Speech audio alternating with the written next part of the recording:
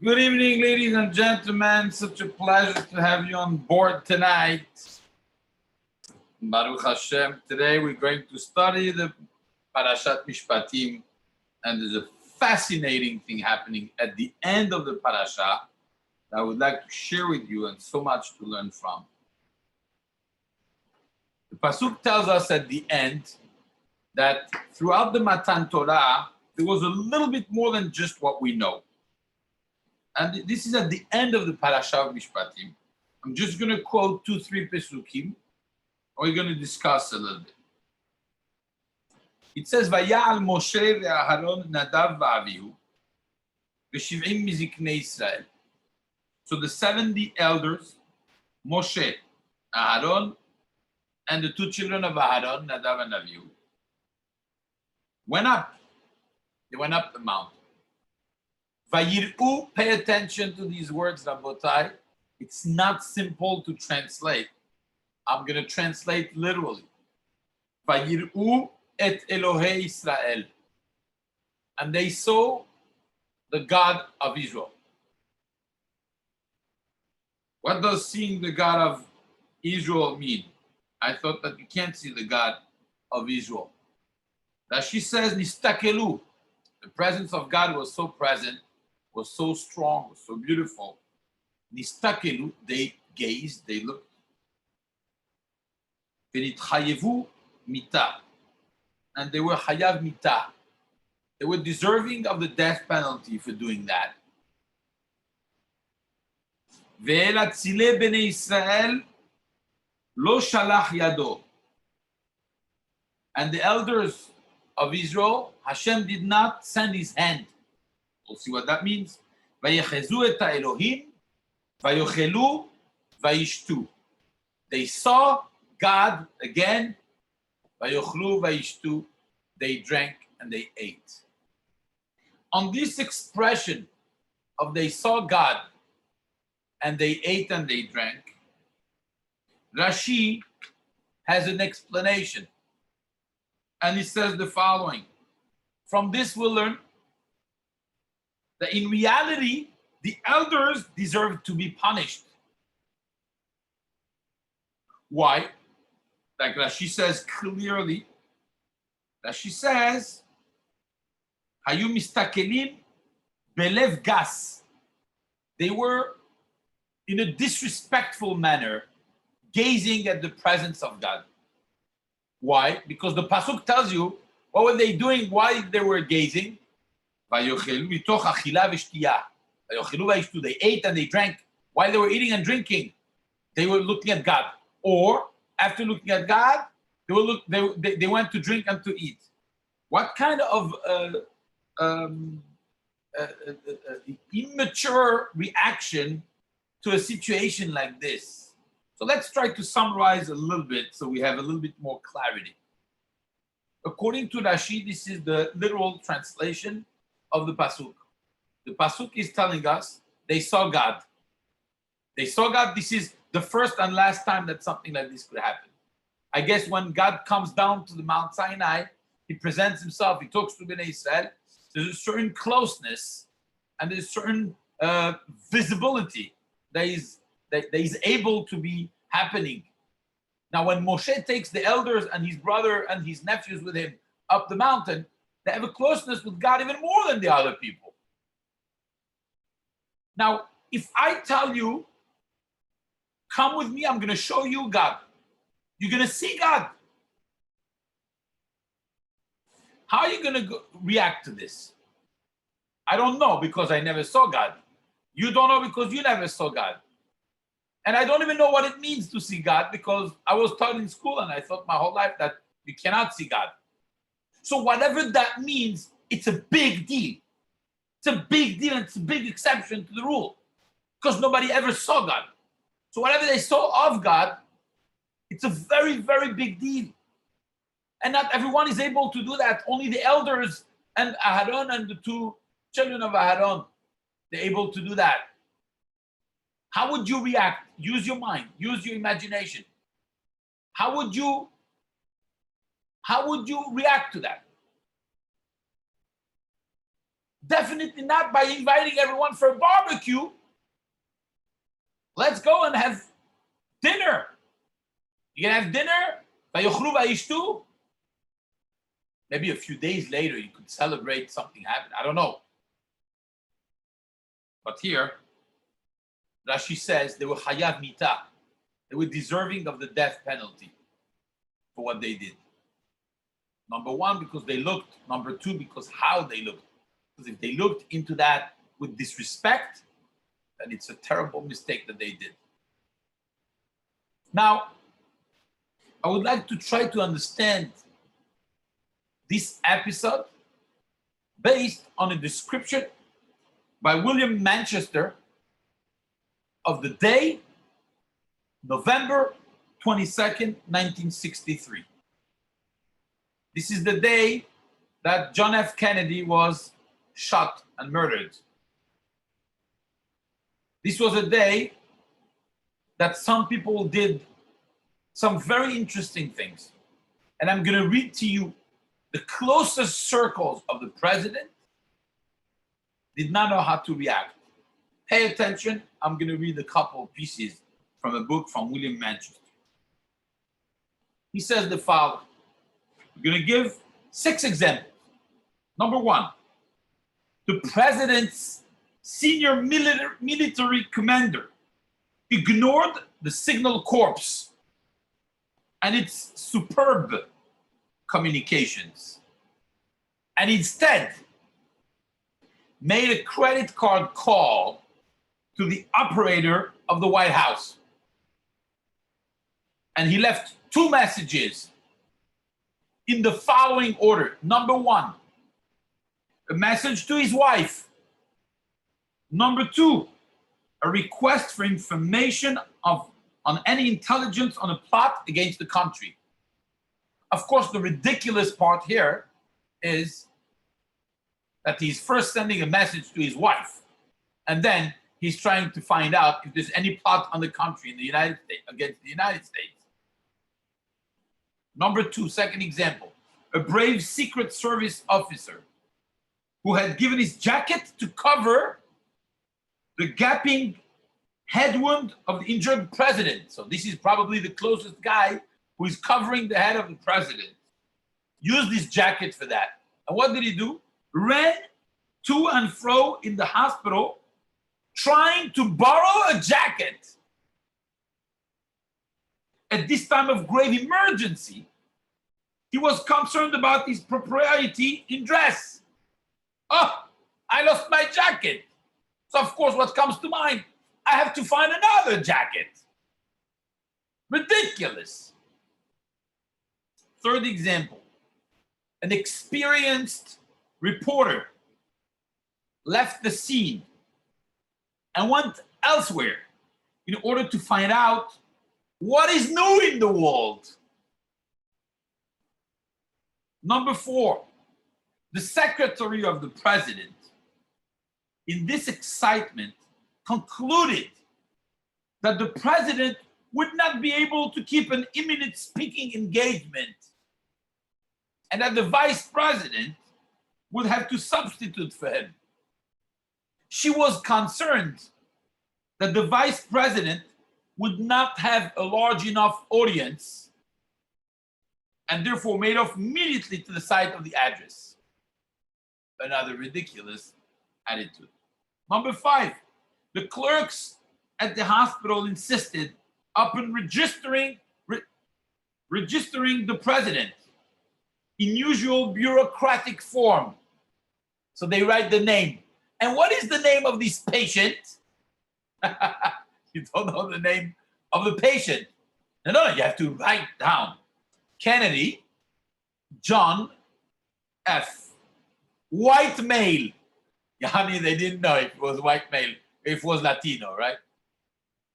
But it was formal. We have to write down the name and the race and the skin color of this patient.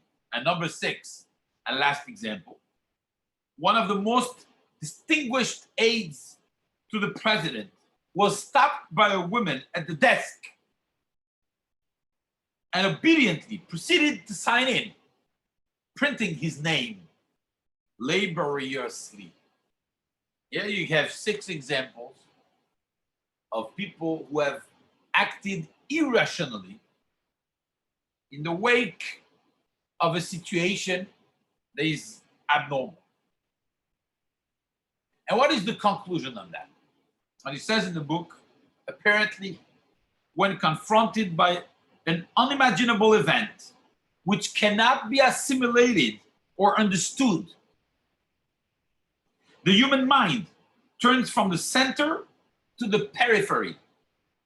It gives its attention to little matters which could be understood, assimilated, categorized, and performed. Faced with the enormity of crime and tragedy, the most steadfast personalities, the clearest thinkers, the keenest minds averted their gaze from the horror and threw themselves into easy, ritualized, petty routines, preferring the easy, tiny, titty tasks which were no challenge to them. Which means that when you have a situation that you can't control, what do?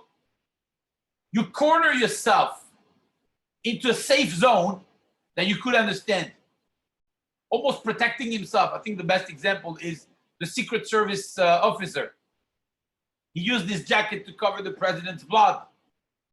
And now he's running like cuckoo, trying to find a jacket to replace his own. What are you looking for a jacket, Chacham Balayla? Deal with the problem.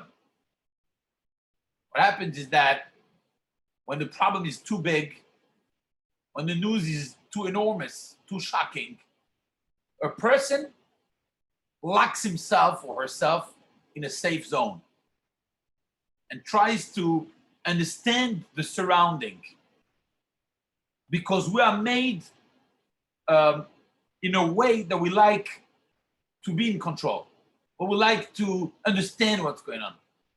And when there's something enormous outside of us and outside of our control, and we lose that control, we feel like we lose ourselves. And therefore, what do? Irrational things, things that have nothing to do with the seriousness of the moment.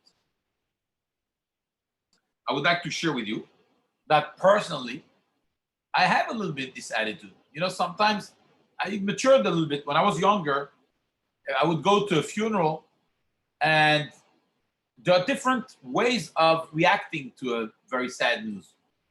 The way I was reacting to very sad news and people didn't like it was that I would say black humor jokes. Let's say somebody would be next to me. Well, I'm talking a long time ago, very young.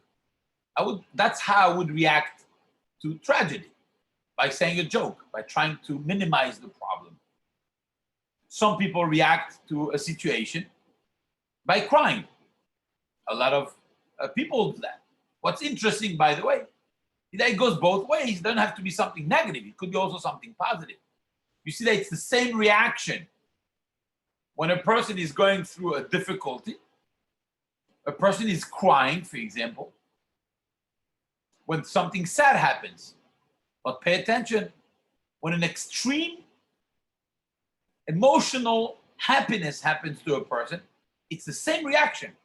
A lot of people cry out of emotions, out of happiness. And if you see what's going on, usually we associate crying with something negative. And it's not even true. Crying is a reaction to something extreme. It could be extremely bad, or it could be extremely good. You cry. It's when you don't control it. There are different levels. When you don't, the immediate level of you're not controlling a situation, a person, many times, not everyone, but many times the person cries, be it positive or be it negative. And the opposite exists. When a person laughs out of excitement, you should know there are a lot of people who don't know how to control their laughter when they're in a situation of extreme stress. They'll break into a laughter. I've seen people break into a laughter when they go Menachem Avel. They want to give condolences to the person who is sitting, and they start laughing. They can't control it. It's the nerves. It's out of their control. They start laughing uncontrollably. These are expressions to a situation that is extreme. And what's interesting is that it's the same reaction when it's positive or when it's negative. It could be more accentuated one way or another.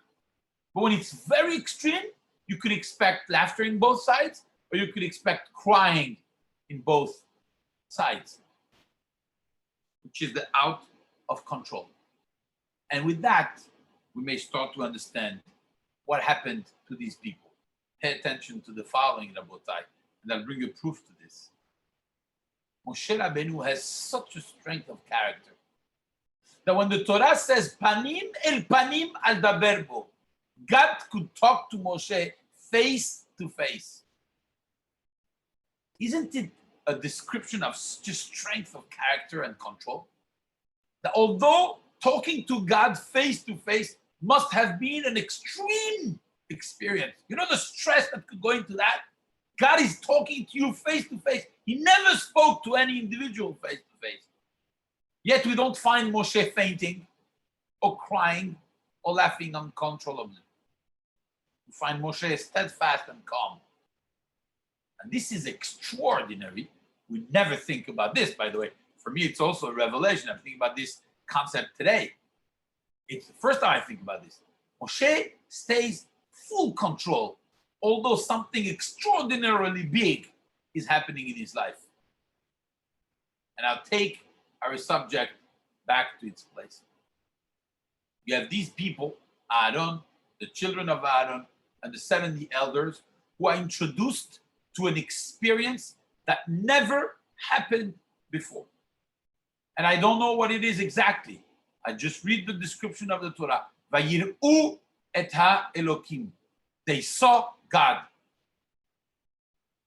The reaction to something like this is an uncontrollable, irrational reaction. It's not really a rational reaction.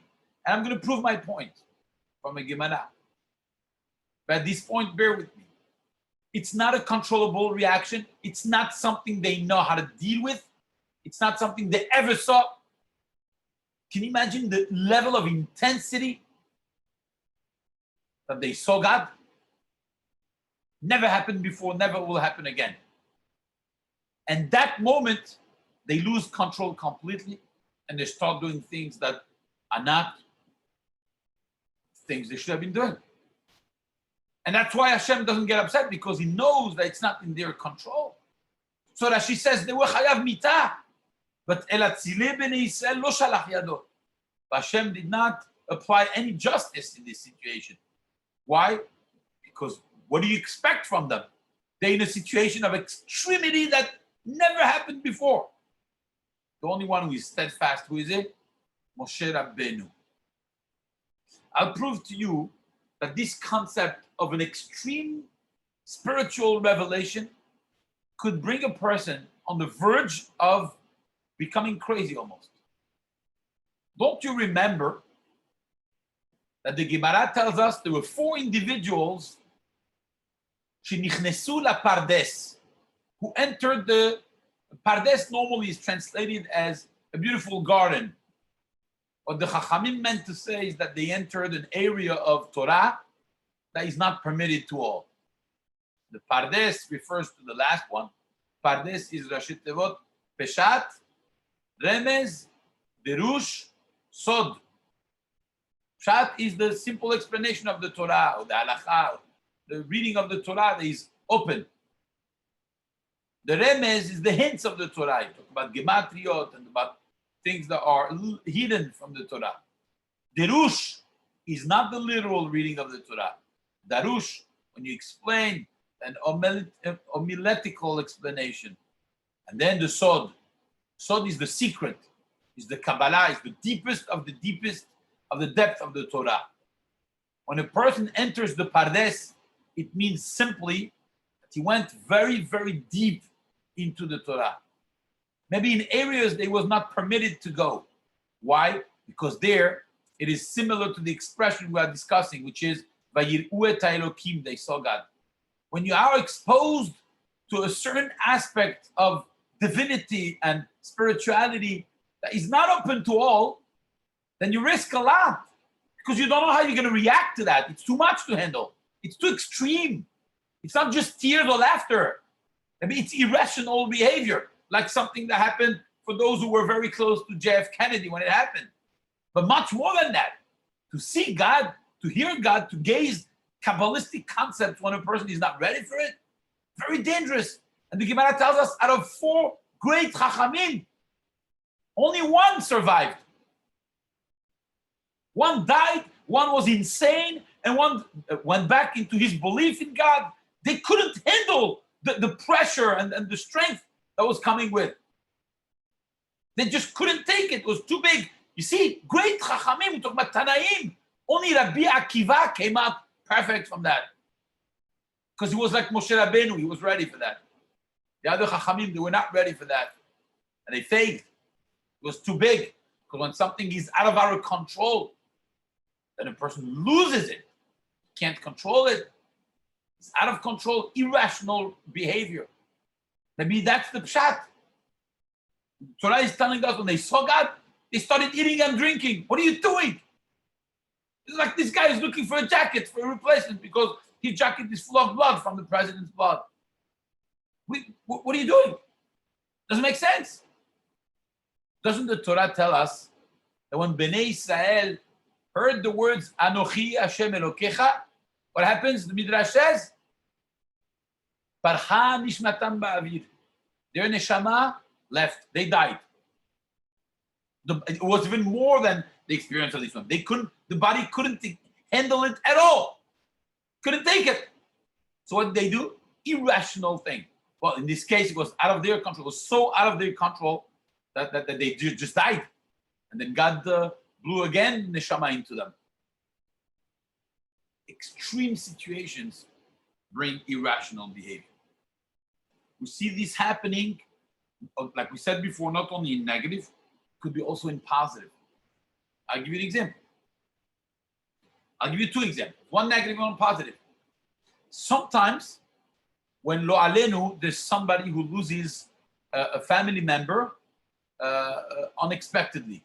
Imagine lo alenu, lo alechem. We should never know about these things. A young family member, somebody terrible, I'm not talking about the old one. It's the derech haolam, but the young man or young woman and the parents are sitting on the kids. It's terrible. And sometimes when these things happen, you see certain behaviors that are irrational.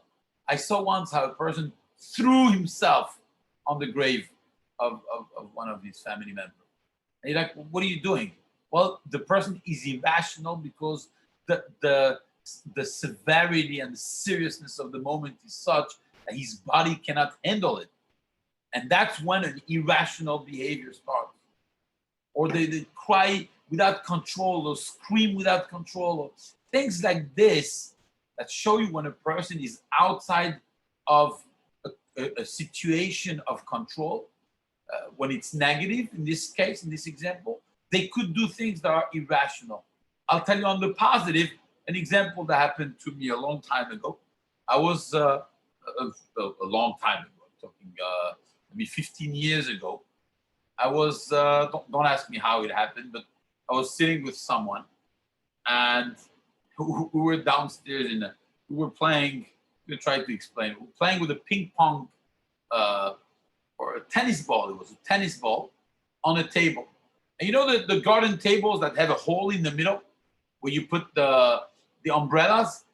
So there was a piece of umbrella sticking out and it was cut. Trying to describe the situation so you understand. And what we did was we're talking and we just, with the tennis ball, we're trying to bounce it and then it should land on top. And then he would do the same and I would do the same. And in the meantime, we were talking. Believe you me, we're like that for like 2 hours talking and the ball was bouncing and trying to land on top of the cut umbrella. And it didn't work, obviously, because the odds of the chance of doing that is very, very small. And then, all of a sudden, after 2-3 hours of talking, and we were like, this is never going to happen. And the guy tells me, I'm staying here until this ball ends on top of this surface and doesn't move, of course. and we do that, and we do that, and we do that. And at one point, it happens. The guy goes, tack, tack. The ball stops. He was so crazily excited because it was so unexpected that you know what he did? He ran. We were downstairs. I was living in a building. There was a pool right there. He ran in the pool, all dressed. I'm talking 11 p.m. at night.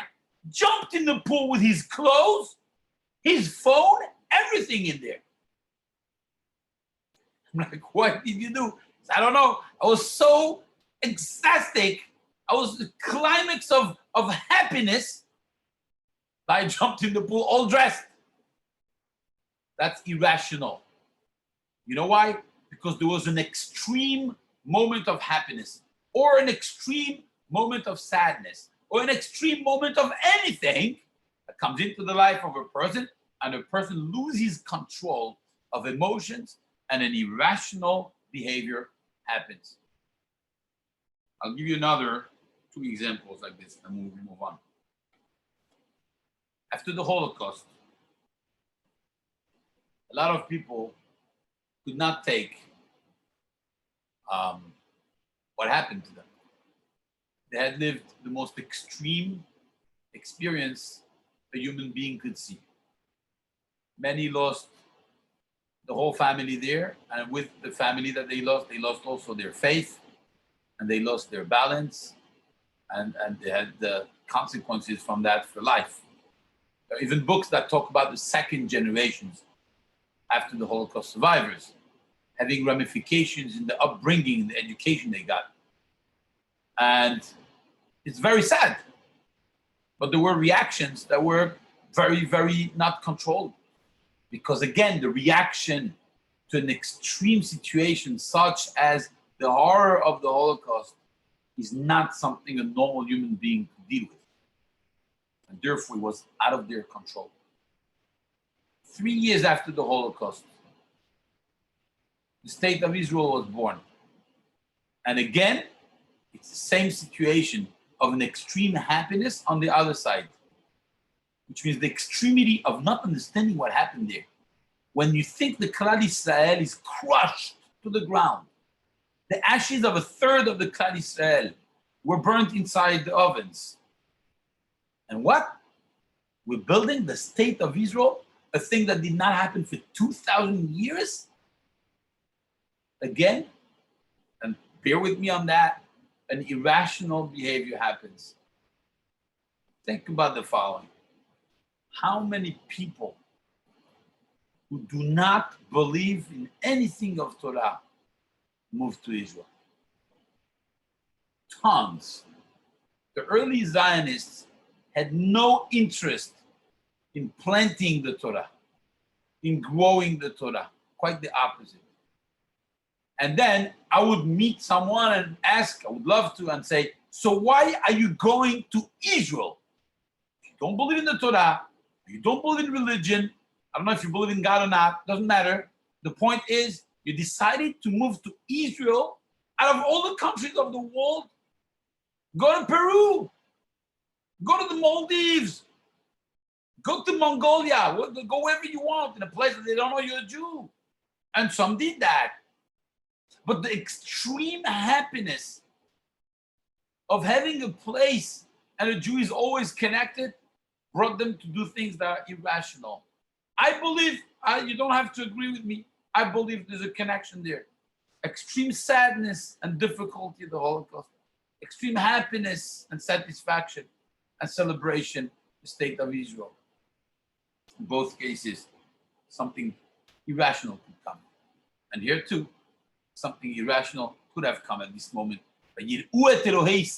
Impossible for a human mind to comprehend. Only Moshe could do that. Nobody else could do that. Everybody was lost except Rabbi Akiva. You need to be Rabbi Akiva or Moshe Rabbeinu, who were same caliber as you know, because Moshe wanted Rabbi Akiva to give the Torah instead of him. Now, I would like to connect this a little bit with Purim. And this is very interesting. I ask you a question. Don't you think that Bnei Israel, after being slaves, experiencing 1 year of miracles, the 10 plagues. Miracle after miracle after miracle. Again, think a little bit cold. We just said so many times the story that we're not sensitive anymore to the details.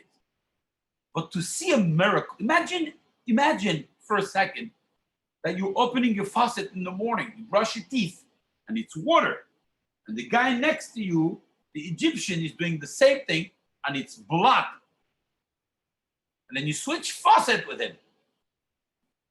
And his blood becomes water, and your water becomes blood for him. And I could go on with the 10 plagues. I'm not going to go on with the 10 plagues. Imagine the mind of the people probably became crazy. I would have become crazy. This is not normal. But this is crazy in one direction. It's Moshe who is telling them, God is doing this. So you become obsessed with God. Obsessed. One full year of miracles, and not small ones. With the last one, the only ones who die, in every family there's somebody who dies. Makat Bechorot, except by the Jews, nobody dies. And then it culminates with the Yetziat Mitzrayim. And with the miracle in Marah, of the water that becomes sweet. And then you have the Matan Torah, and you have everything, like the manna. They see all the Ananei Kavod, the clouds of glory, the night, the fire at night. When God comes and says, I have a Torah for you, are you interested? When they say yes, does it have any validity? They have been engrossed in miracles and in satisfaction and in thankfulness to God. How is that a rational choice? After 13 months or 14 or 15 months of seeing things that anything has become irrational. When they come and they say, yes, we want the Torah, Na'aseh v'nishma, that's irrational. Because extreme cases bring irrationality, as we've been discussing. That's factual. It brings irrationality. What validity does it have when, after seeing extreme cases of miracles after miracle, what validity is that Na'aseh v'nishma, acceptance of the Torah? God says, that's it, you're on forever now because your ancestors said Na'aseh v'nishma. Really? There's no behavior that is normal in a situation of extreme scenario. And in this case, you're going to say that we signed for the Torah for eternity based on that? It doesn't make any sense. You know who says that? The Gemara. Rabbah. He said in Masechet Megillah, Moda'a Rabbah leoraita. There was a great excuse in the Torah. What's the excuse? You forced us into it. Maybe not physically, maybe there was no gun, but there was a cocoa wash. People were completely brainwashed by extreme cases of stretch of nature, of miracles, that the decision is not a rational decision. It's all irrational. At one point they die, at one point they get up, they see God, they hear God. This is not normal. This is not normal situations that you could say, oh, they picked a certain path in life. Not path in life, there's no path in life. They were forced into it. Their level of rationality is zero at this point. Zero. Rabbah says you're right. If someone, after the Matan Torah, is called by God, hey, why didn't you do this? Why didn't you do that? To what? You accepted the Torah. I accepted nothing. I was irrational at this point. Gemara in Megillah says that. Says Rabbah. So when did it stop? When did we become normal? When did we accept the Torah in a balanced way? Well, logically, based on what I said, it has to be a story where God is not as present as before. Because if you continue with the miracle stories and the prophets and all these things, then again, my choice is blocked. It's a one-way street. There's no way to say, no, I don't believe in that.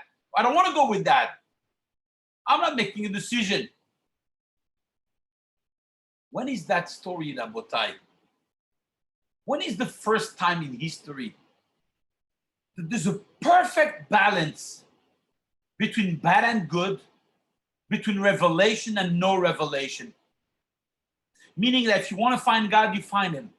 And if you don't want to find him, you don't find him. If you want to see a story as a miracle, as a controlled situation by the divine, you could find it. You have to look for it. And if you want to ignore it, you could choose to ignore it also. That's your choice when you are impartial in your decision. When you have the choice to say yes or no. When you're not pushed one way or another. When there's no extremity in a decision. Then it is what we call a rational decision. And now it's an acceptance. Well, ladies and gentlemen, you know what I'm about to say. But the first time in history, there was so much hiddenness, so much camouflage of the presence of Hashem, is the story of Purim. In the story of Purim, we don't see God. His name is not mentioned even once in the Megillah. If you want to find him, you got to look for him. If you look for him, you may find treasures. You may find a lot of things, but that's a work that you have to do. It's personal work. It doesn't come automatically. There's no extremity in this story. You have to look for it. You have to look for the balance. When you find it, then you score. And if after that story you say, you know what? I'm in. I follow the mitzvot. I follow the Torah. That's a rational decision. Says Rabbah, up until the story of Purim, every Jewish individual could have said, I never truly accepted the Torah. The Torah was not accepted. The Torah was forced, not physically, but mentally, and because of the irrationality of the moment, we said, Naaseh v'nishma. But it's a great way out. After the story of Purim, they continued doing the mitzvot the way they already accepted, showing they was not irrational. Now they strengthened it. So this story where God hides himself, and I'm still in, and I'm still continuing, I'm in control and I decide to, yes, continue the Torah and observing the Torah. That's a mature decision. That's mature. And therefore, the Chag of Purim is more than just the story. It's the real acceptance of the Torah. It's the renewal of, do you understand as you grow that it's not just because you were brought up in a system that you observe the Torah, because then it's extreme. You weren't given choice. It's by choice that you do it, because you understand with maturity that the Torah means a lot. The Torah is the perfect system for life. Then you re-accepting the Torah. And when is that happening? The day God hides himself. And when does he hide himself? Esther. Esther comes from the word Hester, Seter, which is the hidden. He hides himself. That's when the Gemara in Chunin tells, it's the first time in history God's decided, you know what? I'm out. I'm out. What do you mean out? No, I'm out from the public eye. I'm there, but I'm not going to be there physically. You know why? So that now you choose. When you choose me, it's a real choice. You're not forced, you're not coerced, you're not pushed. It's personal choice. And that's when it counts. A decision is made in a balanced way. It's the only time a decision is respected. And that's why God did not punish those who saw him and celebrated in a childish way, because it was not really their fault. We learned a lot of things today. We learned that the only time the decision is rational, when it's in control, when it's not a lot of emotions in it. A person put a lot of thought in it. Without emotions, the person has to think and to balance. Once the person does that, then the person takes the right decision. But if not, it's not a rational decision. And we pick the decision of the Torah. We have to strengthen it all the time. Not because of stories or because of things that we hear, because we think, we balance, we understand, we analyze, and then we decide. Shabbat Shalom Mevorach. Good to see you all.